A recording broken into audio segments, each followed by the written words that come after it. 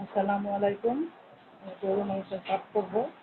গরুর মাংস পানি জড়িয়ে নিচ্ছি, সুন্দর করে ধুয়ে টুয়ে নিলাম। এখন একটা ছুরি নিয়ে ছুরির পিছন পাট দিয়ে এভাবে কেটে নিতে হবে। এভাবে কেটে নিব।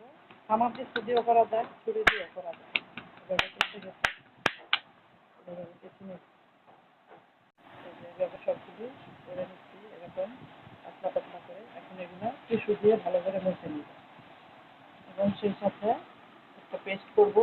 তেল, বেরেস্তা, কাঁচা পেঁয়াজ, কাঁচামরিচ, আদা, রসুন একসাথে দিয়ে ব্লেন্ড করে এটার সাথে মিক্সড করবো এবং হলুদ, মরিচ, ধনিয়া, লবণ, লেবু একসাথে দিব। এখন সবগুলি মিক্সড করে নিব। প্রথমে লেবুর রস দিয়ে দেব, মিক্সড করা মশলা, পেঁয়াজ এগুলো সব বাকি মশলা দিয়ে দেবো। সেই সাথে আমার পেঁপে বাটা ছিল না, পেঁপে বাটা দিলে ভালো হয়, এর জন্য আমি ভিনেগার দিচ্ছি।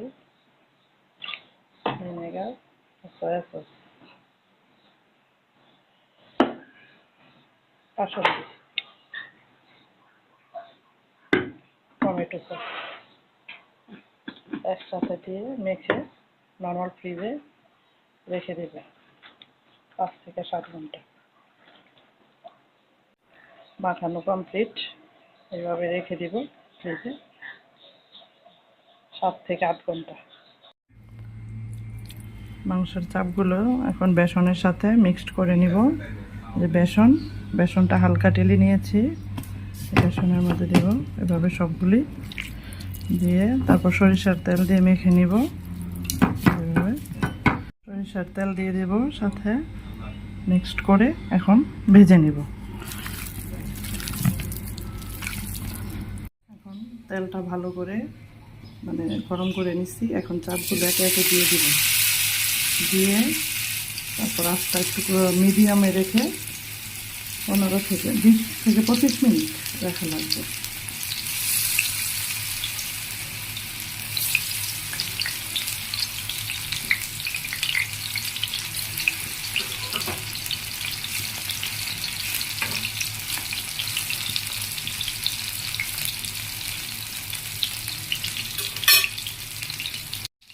দিয়ে দিব একে একে।